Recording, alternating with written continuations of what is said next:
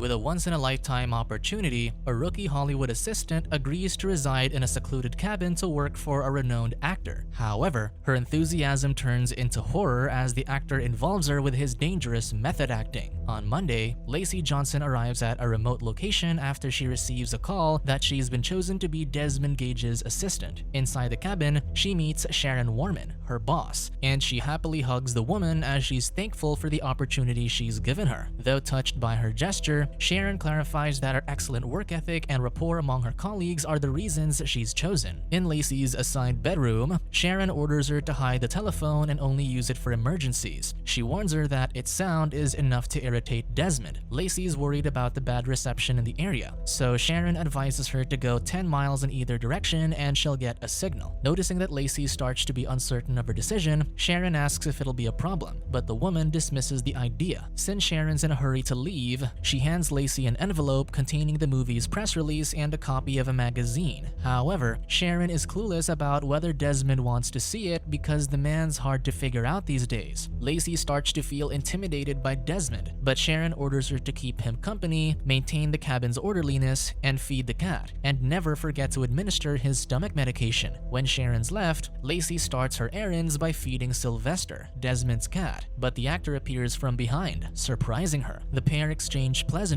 and Desmond expresses his gratitude for her willingness to accept his job offer. Despite its abruptness, Lacy's extremely honored and happy to be working with him. Moved by her words, Desmond hugs her, and the woman promises to be a reliable assistant to him. He acknowledges her promise, but since it's getting late, Desmond offers to prepare a meal for her. Lacy tries to refuse him, but Desmond's already in the kitchen gathering some ingredients for his vegetable smoothie. Moments later, Desmond interrogates Lacy about her personal life, particularly her profession. Lacy reveals that she's Peggy's assistant, who happens to be Sharon's assistant. The actor finds her job unusual, but Lacy believes that she's contented with it because she considers it an upgrade from her farming job in Arizona. For her, it's a change she needs because she's had enough of the farm life, and she believes being an assistant might help them with the money they lost last spring. Moreover, she plans to use her job as leverage to reach Sharon's level. Now that they're on the topic of the profession, Desmond asks Lacy if she's aware of the reason they're in the middle of nowhere, and the woman confirms. She shares that he is preparing for his next role, but Desmond clarifies that he's immersing. Confused, Lacy wonders what he means, so the actor explains that he has to immerse himself in his character. That night, Lacy browses through the magazine that Sharon gave her, and she can't help but admire Desmond's craft. Suddenly, Desmond enters her room and lies on her bed, catching her off guard. She asks if he needs something, and the actor wishes to know how people in her home state kiss, as he thinks it'll help his character. Uncomfortable, Lacy imagines that it's done in a typical way, but Desmond doubts it. The actor believes that there are variations in a kiss, such as intensity, passion, and even flavor. To try it, Desmond kisses Lacy, and the woman gives in to him. However, Lacy awakens from her dream, and she laughs for she finds herself ridiculous for desiring the actor. The next day, Desmond's preparing flapjacks for breakfast, and he recounts how he liked it back when he flew to Brazil. Since it's time for his meal, Lacy remembers that he has to take his stomach medication, and the man gladly accepts it. Desmond calls it a lifesaver, and he proceeds to drink it in front of her. Moving on, Lacy wonders about the outcome of his immersion last night, and Desmond believes it went well. His uncertainty confuses Lacy, so the actor explains that he'll only know when he sees that footage. Regardless, he knows that he isn't Desmond at the moment. This intrigues Lacy, so she wants to know the premise of the movie, but Desmond evades her question by feeding her with a freshly cooked meal. That day, Lacy accompanies Desmond outside, and she shares with him that she follows his social media account. Desmond takes this as a way for her to inquire about the truthfulness of the rumors about him, and Lacy doesn't deny it. In the end, Desmond confirms that he likes men, and he finds hiding in the closet tiring. Lacy is in disbelief about his revelation because she grew up watching his movies, and she never guessed it. Even if he prefers men, Desmond informs her that he still appreciates the female form. Following this, Lacy calls her father, Harry, and informs him that she is currently residing in the mountains for work. She adds that there's no signal in the area, alarming him. He volunteers to give her his burner number, but Lacy tells him that it's better if she's the one to reach out to him. Regardless, Harry wants to know her telephone number so he can contact her, but he promises not to bother her. Convinced, Lacy provides her contact information, much to his relief. Harry then wonders if she has company, and Lacy reveals it's Desmond. Upon hearing this, Harry becomes concerned, as he believes most Hollywood actors are volatile. Lacy informs him that Desmond is nice to her, but Harry is skeptical about it, so he encourages her to return to LA or go home to Arizona. She refuses because it's the only way for her to make a fortune. Suddenly, their conversations cut short as Lacy hears a vase breaking in the kitchen. Lacy is annoyed after discovering that Sylvester's the culprit. As she cleans the shards, Desmond returns from his daily jog, surprising Lacy. In Arizona, Harry is dissatisfied with his conversation with Lacy, so he tries to call her again. Lacy's telephone rings and this sends her into a panic because she remembers Desmond hates the sound of it. She tries to apologize, but Desmond's overwhelmed and immediately unplugs the telephone. He reprimands her for breaching her contract, and he warns her that the telephone will affect his immersion. Regretting it, Lacy profusely apologizes, but he refuses to accept it. At night in the woods, Lacy finds Desmond roasting a skinned animal, which creeps her out. She accidentally steps on a twig, and this alarms Desmond, so she hides immediately. The actor attempts to search for the presence, but he eventually ignores it, which allows Lacy to escape back into the cabin. On Wednesday, Lacy's checking some vinyl records when she hears Desmond appearing to be talking to himself. Out of curiosity, she tries to eavesdrop on his room, but Desmond appears, startling her. She apologizes for her intrusive actions and tries to leave, but the actor assures her it's fine. He then invites her to play a Taj Mahal puzzle with him as a way to alleviate boredom. With Lacy's laugh, Desmond withdraws his offer as he feels that she finds it childish. Lacy denies it and even shares that she actually loves playing puzzles, which makes him happy. Before starting, Desmond grabs a wine, for he thinks their time together calls for a celebration. While the pair are consuming the liquor, Desmond suddenly asks Lacy if she misses him, confusing her. He proceeds to tell her how lonely he gets in the cabin, and he can't deny that he misses her. Then he tries to tell her something, but he stops himself, so Lacy encourages him to share it. Desmond discusses the Taj Mahal with Lacy, wherein he informs her that the heritage site is actually a tomb, not the emperor's wedding gift to his late wife. For him, it's a romantic gesture because now the emperor is laid next to his wife, making him believe they're together forever. With a tension building between them, Desmond kisses Lacy, leading them to make love. In the middle of their moment, Desmond tells her that when they're together, he feels like the world stops and life is complete. The following day, since Harry can't reach Lacy, he calls an information assistant to help him determine her location through her telephone number. Meanwhile, Lacy awakens after having a nightmare of her mother's death. However, when she tries to seek Desmond's warmth, she finds him missing in her bed, making her uneasy. She searches for him, and her worry dissipates after finding him lounging on the patio. With a smile, Lacy joins him in the seat, and she invites him to talk about what has transpired last night. Confusingly, Desmond has no recollection of their intimacy, hurting Lacy. Desmond shares that he can be insufferable whenever he's immersing, so he apologizes to her. His indifference deeply hurts Lacy, and that's why she abruptly leaves him alone. In the living room, Lacy can't control her emotions, so she wants to vent her feelings to someone. She checks on the telephone's cord to see if it can be salvaged, but it can't. Mustering her faith, she wishes that her phone could gather a signal, but again, she fails. Without a choice, Lacy leaves the cabin, unaware that Sylvester has followed suit. By the woods, Lacy starts to feel frustrated because she can't find any signal to her phone. Suddenly, she feels intrigued when she comes across a tree carving revealing a name, Angie. Later on, Desmond rehearses his lines, but his character emerges, and he chastises himself for resisting. During the night, Desmond allows his character to take over, and he starts to carve on the tree bark, but he hears Sylvester alarming him. Not long after, Officer Yates visits the cabin to perform a wellness check on Lacy as Harry is extremely worried for her. He attempts to call for Lacy, but the woman is preoccupied with bathing, so no one entertains him. Therefore, Yates is compelled to find the other occupants, and he stumbles upon Desmond, who's engaging in suspicious activity. Alarmed by the officer's presence, Desmond quickly flees, causing Yates to confront him. However, Desmond appears from behind him, and he overpowers the officer. Yates attempts to call dispatch, but Desmond grabs him from behind and threatens him with his knife. The actor confronts him about the reason he's on his property, and Yates informs him that he's just following an order to check on Lacy. Yates pleads for his life, but Desmond orders him to report that nothing suspicious is going on. Despite Yates' compliance, Desmond ends his life without mercy. Back in the cabin, Lacy tries to discuss the affair they had last night, but Desmond refuses to listen to her. Instead, he invites her to dance and ensures that he disrupts Lacy whenever she tries to talk about it. Still, Lacy can't hold back anymore, so she begs him to let her express her feelings. When Desmond allows her, Lacy points out that they made a mistake, and she feels confused because she doesn't know what he wants in their relationship. Desmond proceeds to seduce her, but the hurt she feels prevents her from giving in. Regardless, the actor is determined to woo her, so he joins her on the sofa and urges her to follow her desires. In the end, Lacy initiates kissing him, which leads them to make love. After the deed, Desmond requests to keep her friendship bracelet as a way to immortalize their affair. He proceeds to try it on, and due to the heat of the moment, he professes his love for her. By Friday morning, Lacy awakens alone again in bed, and she feels wronged. On the other hand, Harry contacts the Lake Arrowhead Police Department to seek information about Lacy, but Officer Jay Gross doesn't provide any help to him. That day, Desmond asks Lacy if Sylvester's in her room, but she denies it. The man's on the brink of tears for he can't find his cat anywhere. Out of frustration, he reprimands Lacy for being unreliable, supposing that she was just on her bed last night. Lacy's insulted at his remark because he has no recollection of their intimacy again. She reminds him of it, but Desmond accuses her of lying. To prove her point, Lacy points out that he's wearing her friendship bracelet, but Desmond feels like she took advantage of him because he was immersing at that time. Furious, he throws the bracelet away and orders her to keep her distance from him. Before leaving, Desmond threatens her that he'll report her misbehavior to Sharon, but Lacy is unbothered. Right away, Lacy searches for Sylvester in the woods, but she fails to find him. Unbeknownst to her, she's just passed from the location of Sylvester's remains, which is under the tree with another Angie carved into it. Now that she's decided to leave, Lacy discovers that one of her car tires is flat, frustrating her. Since she has no choice, she seeks Desmond's help to change her tire, but he refuses. He orders her to call Sharon and to start packing her things. Lacy expresses that she can't because he severed the telephone's cord, so Desmond instructs her simply to connect the wires. Tired of her presence, Desmond abruptly leaves his room to rest. Setting her pride aside, Lacy pleads with Desmond to help her fix the telephone or her tire. The actor refuses, emphasizing that it wasn't part of his job. Insulted, Lacy begins to criticize Desmond, especially for using immersing as his method acting. For her, she's the one who's taken advantage of, and she can't deny that his status blinded her. In the evening, Harry arrives at the cabin, and he encounters Desmond, who's currently immersing. Harry wishes to see Lacy, but Desmond forbids him because he thinks he'll take her away from him. Regardless, Harry refuses to leave and calls for Lacy. The woman descends the stairs, and though she's happy for his presence, she's curious as to how he found her location. Harry lies that he's just passing through, but Lacy doesn't care for she's relieved of his presence. However, she instructs him to wait for her in his car because she'll retrieve her belongings first. Harry wonders what's happening, but Lacy promises to tell him about it later. While she's away, Desmond converses with Harry, and he expresses his desire to wed Lacy. Untrusting of him, Harry refuses and shares that he's more concerned about getting his daughter home. As he turns to leave, Desmond grabs the bottle of liquor and strikes it on Harry's head. Lacy hears the commotion, so she hurriedly descends the stairs. There, her concern grows stronger after finding her father's keys on the floor. Suddenly, Desmond appears and tries to prevent her from leaving by proposing to her. The woman is weirded out by his gesture, so she quickly flees from him. Outside, Lacy tries to search for her father, but she hears that Desmond's following her, urging her to find a place to hide. At that moment, Desmond leaves the cabin and calls for the woman, but instead of her name, he uses Angie. Later on, Lacy heads to the basement, and she's surprised to find the script on the ground. When she scans it, she learns that Desmond's immersing a character named Leonard, who is a hunter and a voracious meat-eater. She also discovers that the Taj Mahal's history and the romantic words that Desmond has told her are all part of his script. But what creeps her out the most is that the name Angie was Leonard's love interest. Though she tries to dig deeper into the script, Lacy hears Desmond's voice, prompting her to move away. Accidentally, she unwraps a figure covered in a blanket, but it turns out it's Yates' lifeless body. Freaked out, Lacy screams, but she quickly covers her mouth for Desmond will track her down. Immediately, she uses Yates' radio and contacts dispatch to seek help. Desmond barges inside the basement, so Lacy finds a place to hide. The actor thinks that she's hiding under the blanket, but the woman strikes him from behind. Upon reaching her father's car, Lacy attempts to leave, but she discovers that Desmond got Harry as his pawn. Harry urges Lacy to run, but Desmond becomes upset after he calls her by her name instead of Angie. For this reason, the actor ends his life, traumatizing Lacy. She attempts to run for her safety, but Desmond follows her and begs her to stay. Left without a choice, Lacy pretends to be Angie and plays along with Desmond's charade. While he's distracted, she grabs his knife and proceeds to stab him. She tries to hurt him further, but the police arrive and they shoot her, thinking she's the perpetrator. Days after, Sharon visits her in the hospital, and the doctor informs her that Lacy's stable, but they have to perform surgery to remove a bullet close to her heart. Then, the doctor shows her Desmond's supposed medication that they found in Lacy's possession. Sharon feigns innocence about it, so he explains that it's actually an antipsychotic medication. It turns out that when Lacy gave Desmond his medication, he pretended to ingest it, which worsened his schizophrenia.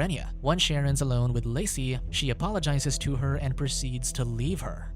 Subscribe to watch more videos like this, turn on notifications and leave a like to help the channel out. Thank you for watching.